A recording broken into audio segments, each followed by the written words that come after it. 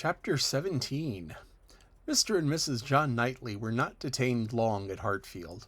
The weather soon improved enough for those to move who must move, and Mr. Woodhouse, having, as usual, tried to persuade his daughter to stay behind with all her children, was obliged to see the whole party off, and return to his lamentations over the destiny of poor Isabella, which poor Isabella passed her life with those she doted on, full of their merits, blind to their faults, and always innocently busy, might have been a model of right feminine happiness.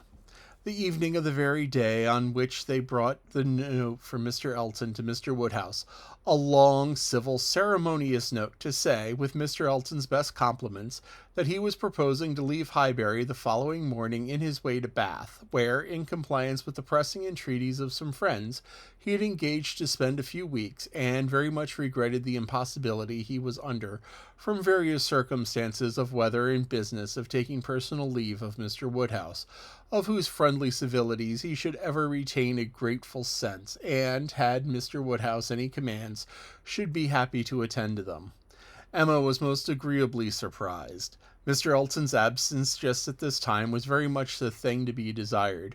She admired him for contriving it, though not able to give much credit for the manner in which it was announced. Resentment could not have been more plainly spoken than in civility to her father, from which she was so pointedly excluded. She had not even a share in his opening compliments. Her name was not mentioned, and there was so striking a change in all this, and such an ill-judged solemnity of leave-taking in his graceful acknowledgments, as she thought at first could not escape her father's suspicion. It did, however.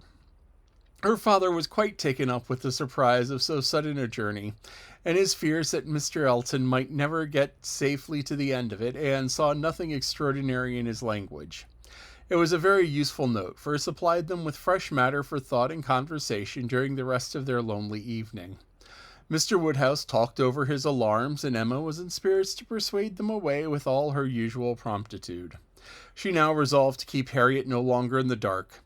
She had reason to believe her newly recovered from her cold, and it was desirable that she should have as much time as possible for getting the better of her other complaint before the gentleman's return.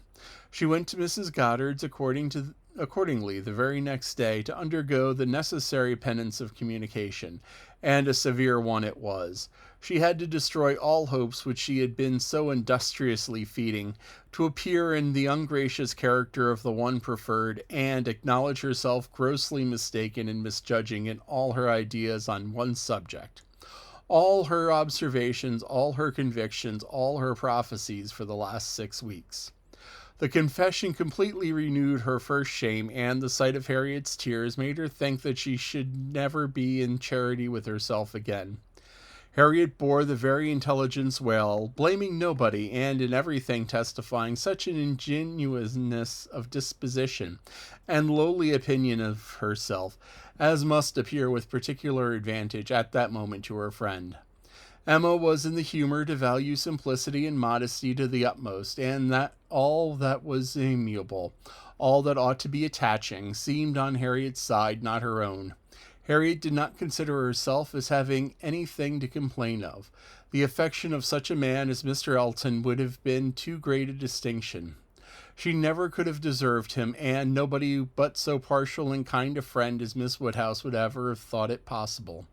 Her tears fell abundantly, but her grief was so truly artless that no dignity could have made it more respectable in Emma's eyes, and she listened to her and tried to console her with all her heart and understanding, really for the time convinced that Harriet was the superior creature of the two, and that to resemble her would be more for her own welfare and happiness than all the genius or intelligence could do. It was rather too late in the day to set about being simple-minded and ignorant, but she left her with every previous resolution confirmed of being humble and discreet, and repressing imagination all the rest of her life. Her second duty now, inferior only to her father's claims, was to promote Harriet's comfort, and endeavour to prove her own affection in some better method than by matchmaking. She got her to Hartfield, and shewed her the most unvarying kindness, striving to occupy and amuse her, and by books and conversations to drive Mr. Elton from her thoughts. Time, she knew, must be allowed for this to be thoroughly done, and she could suppose herself but an indifferent judge of such matters in general, and very inadequate to sympathize in an attachment to Mr. Elton in particular. But it seemed to her reasonable that Harriet's age, and with the entire extinction of all hope, such a progress might be made toward a state of composure by the time of Mr. Elton's return, as to allow them to meet again in the common routine of acquaintance, without any danger of betraying sentiments or increasing them. Harriet did not think him all perfection, and maintained the non-existence of anybody equal to him in person or goodness, and did, in truth, prove herself more resolutely in love than Emma had foreseen. But yet it appeared to her so natural, so inevitable, to strive against an inclination of that sort unrequited, that she should not comprehend its continuing very long in equal force. If Mr. Elton, on his return, made his own indifference as evident and indubitable as she could not doubt he would anxiously do, she could not imagine Harriet's persisting to place her happiness in the sight or recollection of him. Their being fixed, so absolutely fixed, in that same place was bad for each, for all three. Not one of them had the power of removal, or of effecting any material change of society. They must encounter each other and make the best of it. Harriet was farther unfortunate in the tone of her companions at Mrs. Goddard's.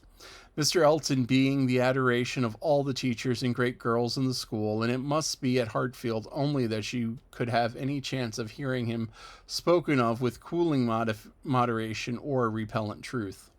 Where the wound had been given, there must be cure found if anywhere, and Emma felt that, till she saw her in the way of the cure, there could be no true peace for herself.